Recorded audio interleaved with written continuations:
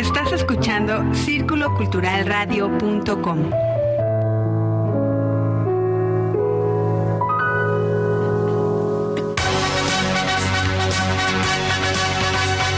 Esta es Tercera Llamada. Tercera Llamada.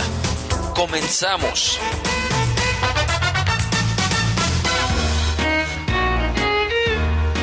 Círculo Cultural, la voz de nuestras raíces. Un programa de radio creado para estrechar la comunicación con la comunidad a través de la espiritualidad, la cultura, las tradiciones y la creación artística. Este programa es una colaboración de Círculo Cultural para XHUGC, Radio Universidad de Guadalajara, en Colotlán.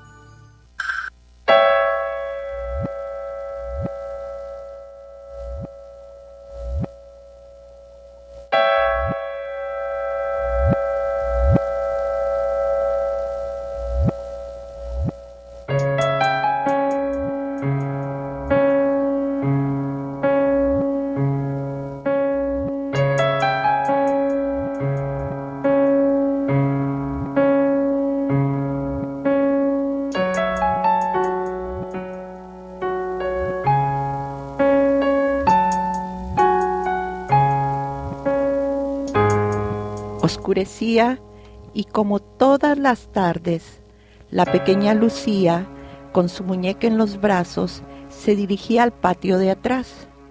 Su madre, entretenida, absorta en el tejido, no había reparado en la costumbre de la niña y sin embargo la sirvienta empezaba a inquietarse ante esta actitud extraña en una niña de su edad. Fue por esa situación que decidió seguirle esa tarde a cierta distancia para que Lucía no se diera cuenta. Cruzaron el hall. La figura de la madre se dibujaba a través de la puerta entreabierta de la recámara. Pasaron por la sala.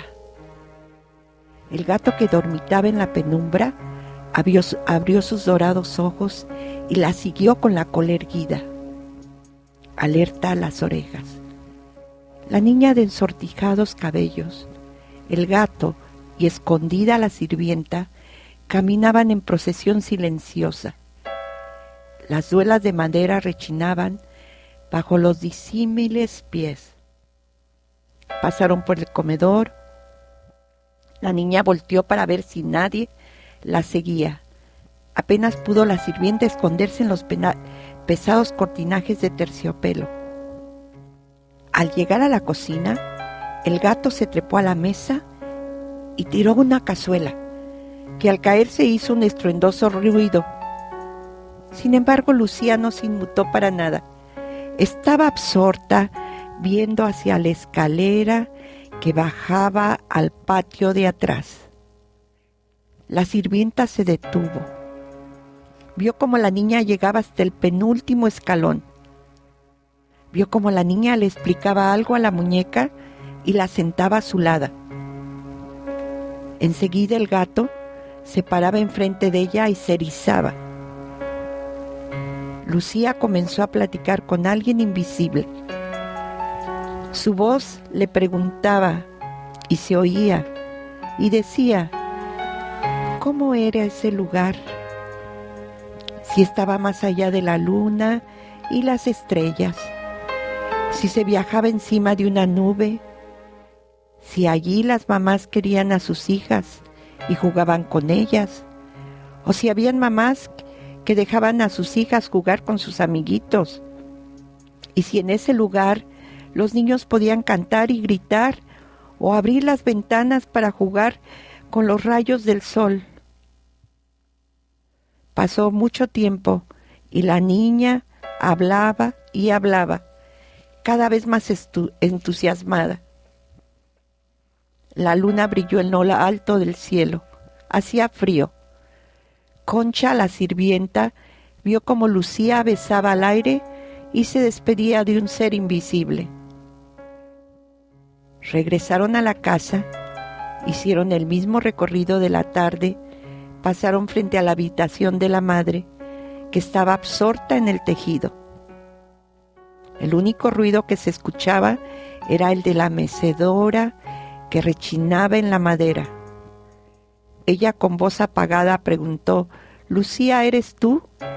¿Ya cenaste?». Lucía no respondió. La madre tampoco. Esa noche la niña soñó con una habitación llena de luz. Parecía ser la de su mamá, porque ella, como siempre, estaba en la mecedora. Solo que en su regazo, en lugar del tejido, estaba ella, y su madre la abrazaba, la besaba, la acariciaba. Las semanas pasaron. La sirvienta no volvió a seguir a la niña a sus paseos por el patio de atrás. Estaba muy ocupada con sus quehaceres. Además, temía demasiado a los violentos regaños de la señora si la descubría perdiendo el tiempo. Lucía se veía cada vez más lejana a medida que pasaban los días. La única que lo notaba era la sirvienta.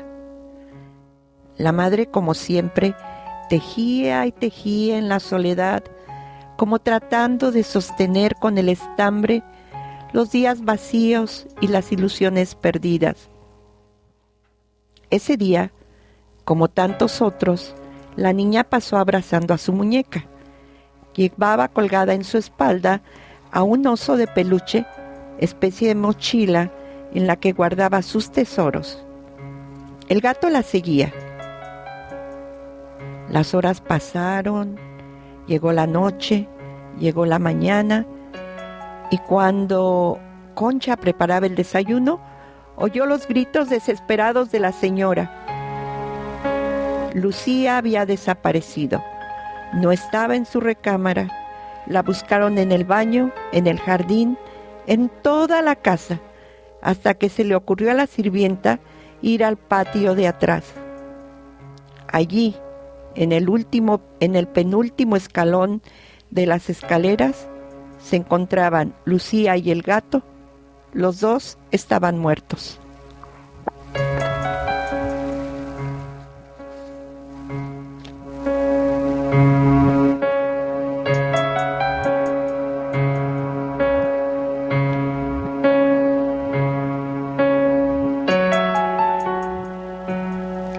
A raíz del programa de Elena Poniatowska, varios de nuestros radioescuchas solicitaron que usáramos nuestras voces para contar cuentos.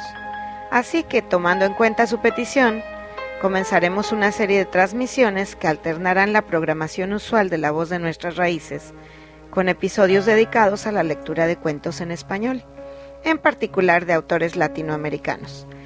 Bueno, pues ya estamos aquí en La Voz de Nuestras Raíces como cada miércoles. El cuento que acaban de escuchar está titulado El patio de atrás y es de una autora que todos ustedes conocen, Estela Calapis, que acaba de leer su propia creación. ¿Qué tal? ¿Cómo ven? Soy Verónica Escames, me alegra muchísimo que estén aquí.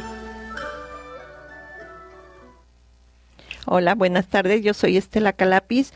Mucho gusto de que estén de nuevo escuchando La Voz de Nuestras Raíces con estos temas que Vero le encantan, que nos encantan a nosotros y que espero que les encanten también a ustedes.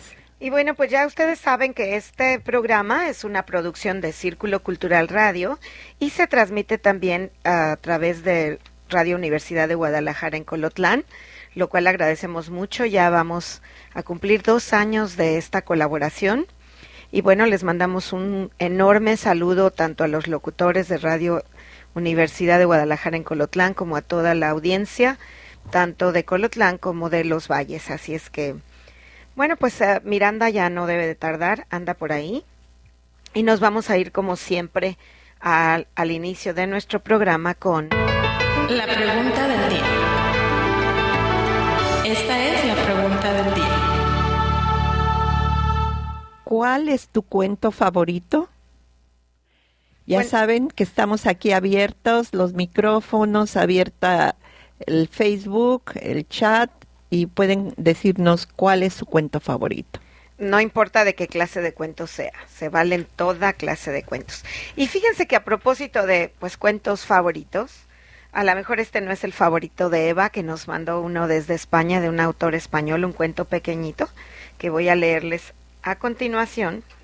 Es un cuento para niños, porque aquí va a haber cuentos de todos.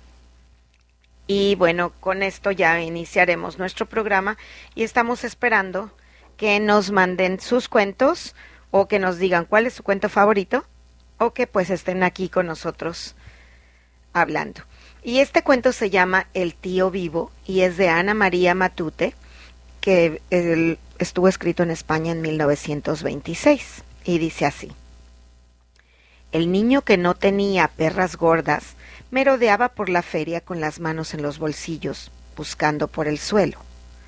El niño que no tenía perras gordas no quería mirar al tiro en blanco, ni a la noria, ni sobre todo al tío vivo de los caballos amarillos, encarnados y verdes, ensartados en barras de oro. El niño que no tenía perras gordas, cuando miraba con el rabillo del ojo decía: esto es una tontería que no lleva a ninguna parte. Solo vueltas y vueltas y no lleva a ninguna parte. Un día de lluvia, el niño encontró en el suelo una chapa redonda de hoja de lata.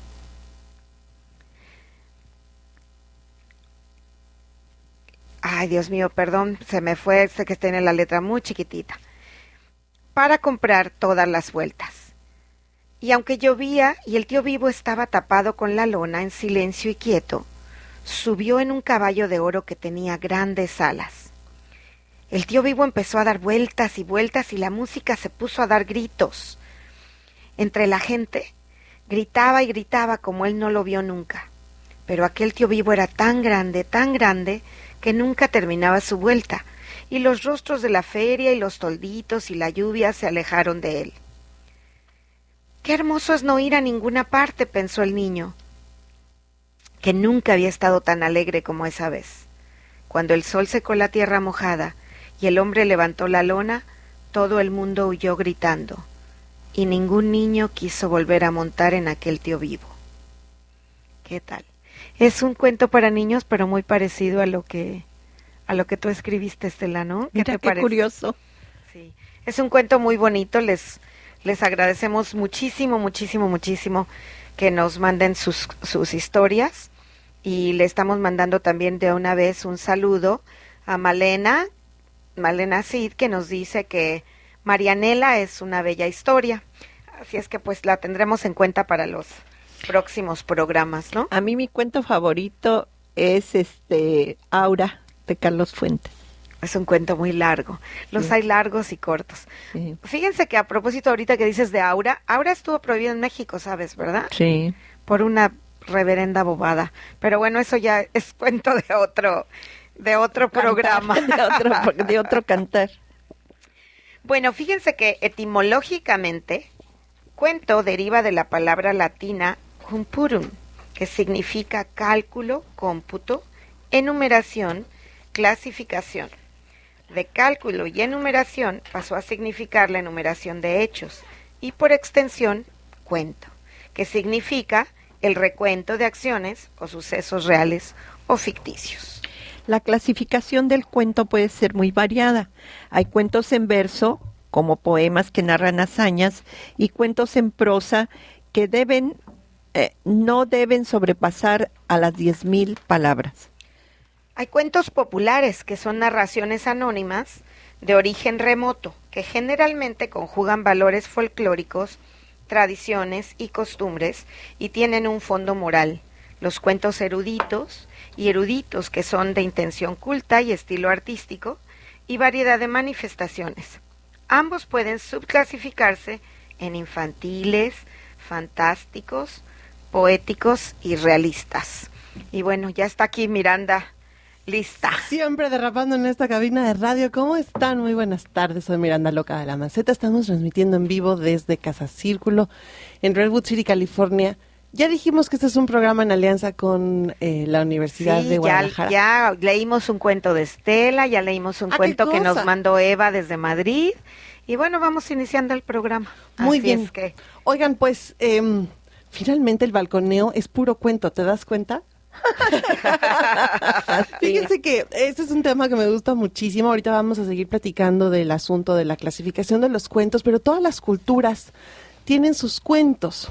No solo como relato, en el sentido de pues también puede tener sus novelas o puede tener otro tipo de géneros